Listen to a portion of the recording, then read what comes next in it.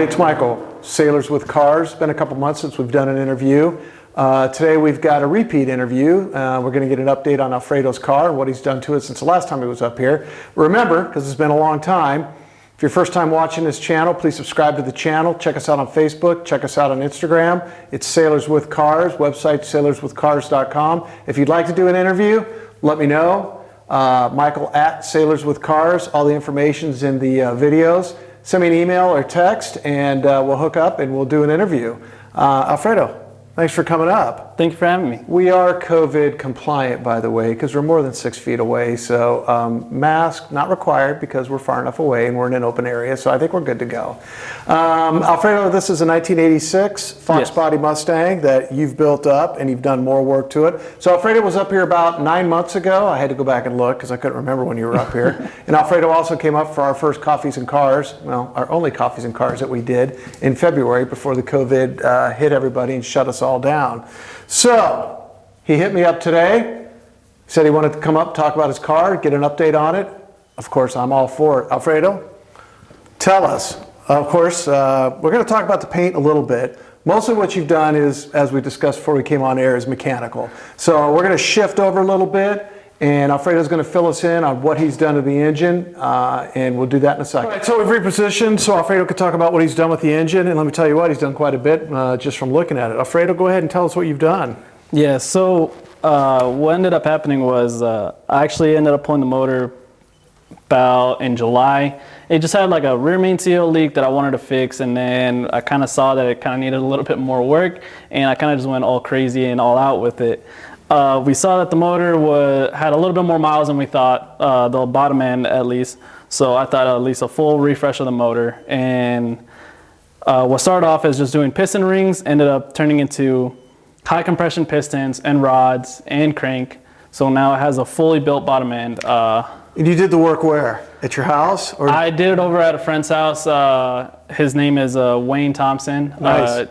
At Wayne Built on Instagram. He does a lot of high horsepower Coyotes and GT500s, and he helped me actually build the motor. So I actually did put in a lot of wrench work myself also in here. And what's it called? At Wayne Built. At Wayne Built. Okay. Yeah, and or 666 Motorsports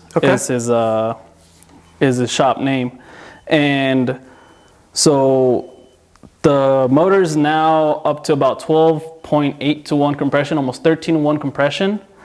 Wow. And I have one of the only sets of L&M cams in this motor. It's probably their biggest cams that they offer for the Coyote. That's not even in their catalog yet. So these cams are definitely making a lot of power. And then also with the intake manifold, I actually went with a lower manifold than I had before, so I could clear the strut tower brace to add a little bit more frame rigidity, just because this car is starting to get a lot faster, a lot torqueier. I ended up switching from the Boss 302 manifold to the GT350 manifold, and with all these upgrades, we actually started maxing out other parts. So we started maxing out the clutch, so we needed a twin disc now. So now it has a McLeod RST twin disc, which is a heavier duty clutch. It feels just as soft as a stock clutch. With that, I wanted more braking power, so what I did was I even upgraded the braking system by doing a full Hydro Boost conversion, which I actually made all my own custom lines, all AN fittings.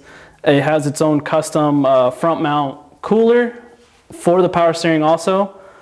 All that gives you power brakes, and it's a lot smaller unit, so it actually fits in here versus the old school vacuum booster. So did you do this all at the same time, or did you kind of piecemeal it? I kind of did it all at the same time. Since the motor was out, I kind of saw it as an opportunity to just go ahead and just start doing it, because if you can see it, it is a very tight fit. Yeah, it is. I mean, that's a lot of engine sitting in there. Yeah, so it made it just a lot easier to just do everything at once, and especially the entire engine, like all the internals. That was all done at the same time. So how long did you guys take to work on it? I started like late July, like at the very end of July, and this car was running by late September. Oh, well. So it took us about 2 months. Yeah, well, that's quite a bit of time considering you're doing it on your spare time. Yeah, it was all on my spare time and all pretty much like garage built, you know. No, that's good. I like that. Yeah, wrenching on that thing yourself. Yeah, the only special machining, I guess, was when the block had to be sent out. We sent it out over to Total Performance, and they helped us out a ton by machining out the block for us, and they did a fantastic job at it. Nice. And then after that, with all these upgrades, again, we started maxing out. I already had a pretty big fuel system in it before, and this motor just wanted to make more power, so the fuel system could not keep up. So I ended up upgrading the fuel system also, some more. Now before it was a return style fuel system still, but I had stock fuel rails. Now I recently upgraded to some MMR, like big boys. You said you just did that. Yes, I actually just finished doing this about 2-3 days ago, just because the car was on. We went and dynoed it, and we were actually running lean up top, so we weren't getting the fuel supply that the car was demanding. So the pump had to be upgraded to up to a 450 liter per hour. The fuel rails had to be upgraded, and some of the lines had to be switched around. So I had to make some more fuel lines, all of them again custom made for this application. Where'd you make the lines at? Like at your house you made them? Yes, I made them just at my house with just like basic hand tools. You know, it's a little bit more difficult than having like the nice special tools to like crimp everything on, but did you hydro them, or did you just make them and hope they didn't leak? They are AN fittings. So what they are is it's a stainless steel braided line that you kind of like put a fitting in, and then you it's kind of like two parts, and as you tighten them together, they kind of crimp together. It's like a swedge lock. Yeah. So they hold up to the pressure, especially the power steering lines. They have different style of AN fittings, of course. Some that are rated for higher pressure, some for lower. And that's where I bought them accordingly. So here in the Hydro Boost, you can see these crazy metal, really big, heavy-duty AN fittings that they've had no issues. The car has been raced since then. It's been put through its paces, and I've yet to see a single leak out of that. Are you motocrossing it? Yes, I'm still autocrossing it. I've only been to one event so far. Well, where are you guys doing that at? Are you up at Lake Elsinore? Are you doing it up there? Fontana is where it's at now. Okay. That's the only place that's really been staying up with autocross events since COVID, so it's been a little bit difficult finding events. But yeah, since my last autocross event, I actually found out that I may need a new set of tires because I want, you know, from not having as much seat time and kind of being out of it for a while, I kind of went a little bit too hard in the paint on my first lap, and I may have flat spotted a tire. So yeah, I understand the tires. Yeah. So, you know, seat time. So I'm slowly kind of warming myself back up into it. No, it looks nice. You've done a nice job to it. And you did it yourself. So kudos on you for that. All right, you want to reposition, look at the rest of the body? Yeah, we can move on. Okay, so of course Alfredo's done a whole lot to the vehicle. Not just under the hood, but of course on the exterior of it. And I'm not in the shot because I don't need to be. It's all about the car, and it's all about Alfredo. It's not about me. So Alfredo, of course, what color was it before? Was it a blue before? So it was actually this exact blue. It was just older. Before I actually had the car painted up in Idaho. But I had wrecked the car since then, so the front end was a little Frankenstein, and then the flares were also a different color. They weren't shaped to the car yet, so they weren't cut out. So I had a lot of gaps in between the rivets. It was just an unfinished project car. Is this a Ford color? No, this is actually a custom color that I actually picked out of a color book. Okay. I believe it's just called Midnight Blue. Did you have it painted here in San Diego, or did you take it back up to Idaho? I actually drove it 1,000 miles up to Idaho to paint it with one of my best friends from high school. I kind of hit him up just to see if he wanted to just kind of take the challenge on again, and he thought that would be a cool thing to do since we haven't really hung out. And we both love working on cars, and he always wanted to see this car in person. So I was like, well, why not bring the car up to Idaho? Where in Idaho? I'm from Jerome, Idaho. Where is Jerome, Idaho? It's southern Idaho, right actually by the Snake River. Is it by Pocatello? About 45 minutes from Pocatello. It's nice. Pocatello, I believe, is a little bit more east, and Jerome is more towards the center. Yeah, because Pocatello is closer to the 15 when you come through Idaho Falls, and then you go over to Pocatello. Yeah. Jerome is more in the center, southern part of Idaho, and right in the meat of it. Small town?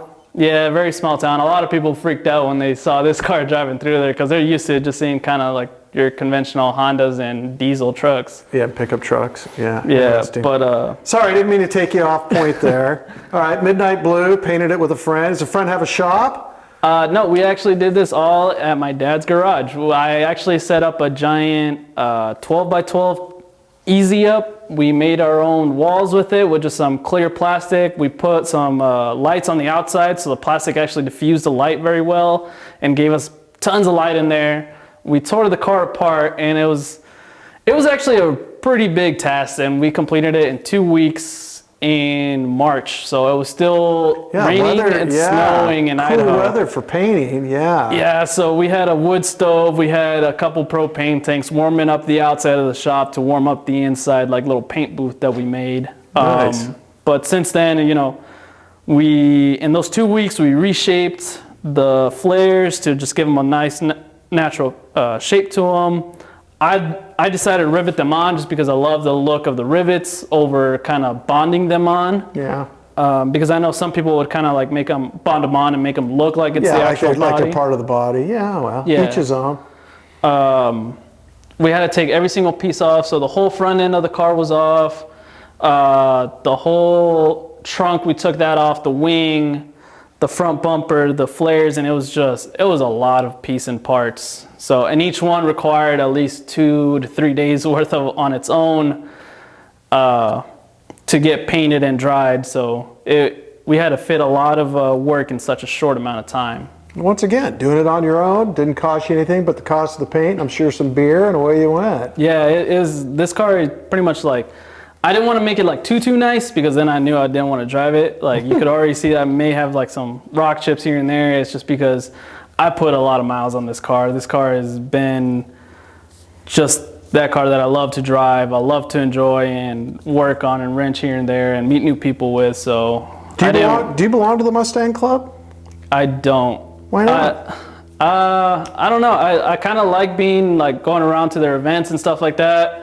It's a cheap club to belong to. Yeah. It is. And they're great people. They are. I mean, they do a lot of neat stuff. You either participate or you don't. I mean, I would recommend it.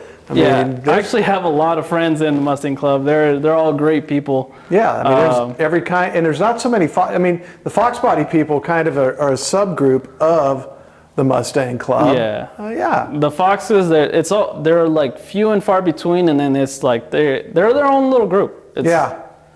Nice. Did you do anything on the inside? Are those the same seats, same interior? I believe I added my rear seats back in, and then I even found a set of really rare black rear quarter panels for the interior, and that were pretty much in mint condition, and they even came with a matching black center console because my old center console had the broken lid on it. Oh yeah. And I found this actually through a good friend of mine. And for $100, he just had them up in his attic for, I think he told me about 10 to 12 years that they were just sitting up there. So way to find that stuff. Yeah, it was kind of a little bit of a barn find, garage find that I found and got for a good price. It kind of hurt me a little bit because I did have to trim them a little bit to make them fit around the cage or the roll bar, but I did it in such a way that's almost unnoticeable. You really have to dig in there to see like where I actually cut them. Nice. So to wrap it up, so what's Schweitzer Performance? Who is that? What is that? Schweitzer Performance, that's actually a good friend of mine. It's kind of funny because he was actually the one who, back in the day, I went through a lot with this car, with going through a really bad shop, getting kind of screwed over, getting pretty much like my money stolen from me. And he was one dude that helped me out back in the day, kind of guided me on where I should be kind of working on the car and how to do it the right way. And then he helped me out by building me my very first race motor for the car. So I ended up becoming actually really good friends with him. He had a shop here. Now he's actually moved his shop up to Arizona. He's doing his stuff up there. And ever since I've been rocking his stickers, and I kind of just left them on there. They kind of just fit the car so well. It looks good, yeah. Yeah. Well, nice. Thanks for coming up. I appreciate it. Yeah. Thank you for having me.